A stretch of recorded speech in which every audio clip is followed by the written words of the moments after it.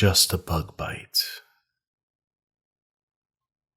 My mother claimed something bit her about a week ago.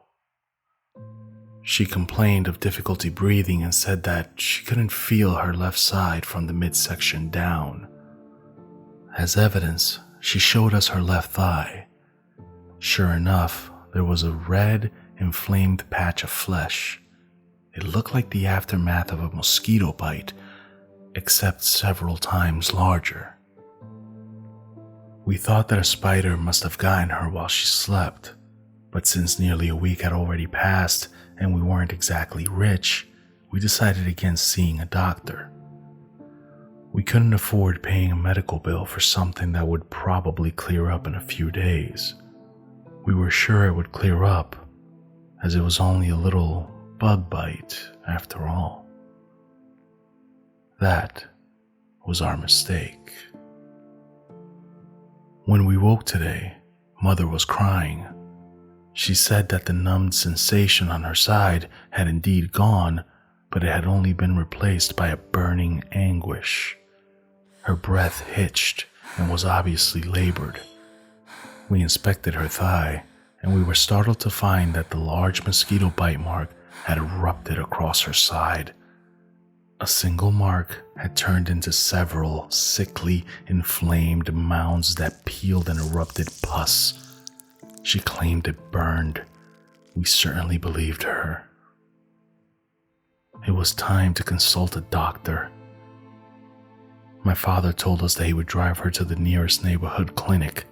For my part, I departed from my day's summer session classes.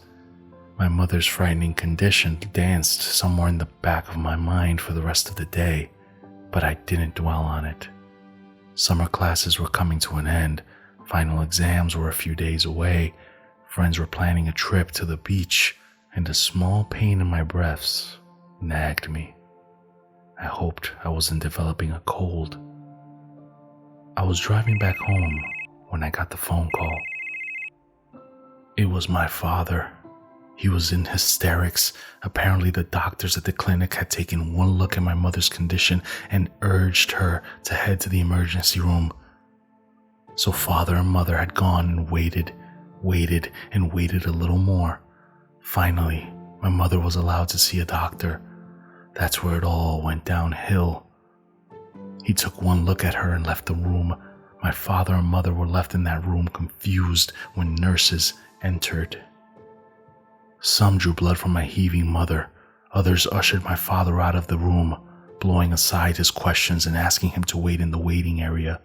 He did, but while he waited, he had time to see a dozen police officers rush into the hospital, past the waiting area, and into the direction of the room that held my mother.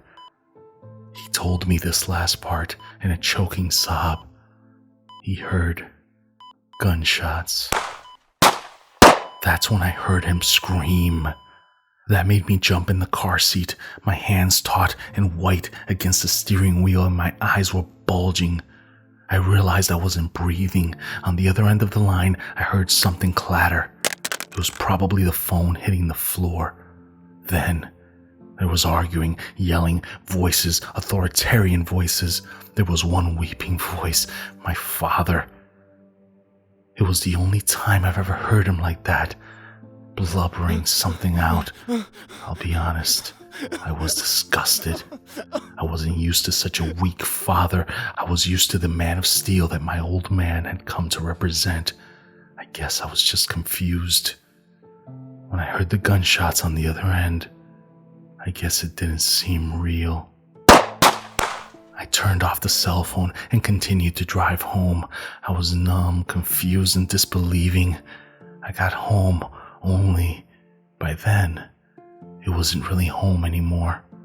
I found the block closed off, police cars cordoned off the streets, people in biohazard suits were coming in and out of my house. In a befuddled state, I thought it looked kind of like something out of the movie Wreck or Quarantine. It seemed pretty funny, to be honest, until I saw them wheel out a body underneath a tarp and realized from the single exposed shoe that it was my younger brother. I drove on then. I drove until I was out of town, far out of town. I realized then that it might be stupid to keep on driving.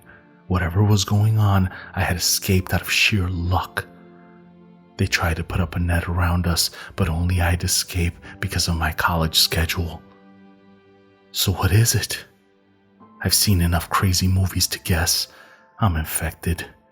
But who the fuck knows with what? My lungs are slowly burning and there's a strange bulge on my back. I haven't checked it yet, but I bet everything in my pockets, which happens to be about $25, that it's a red mark. A red mark that resembles a large mosquito bite. What is it? Am I gonna die? Well, it was serious enough that they offed my mom and dad and even my little brother to boot. Whatever I've got, I figured it must be some serious shit. I wonder what it takes to infect others.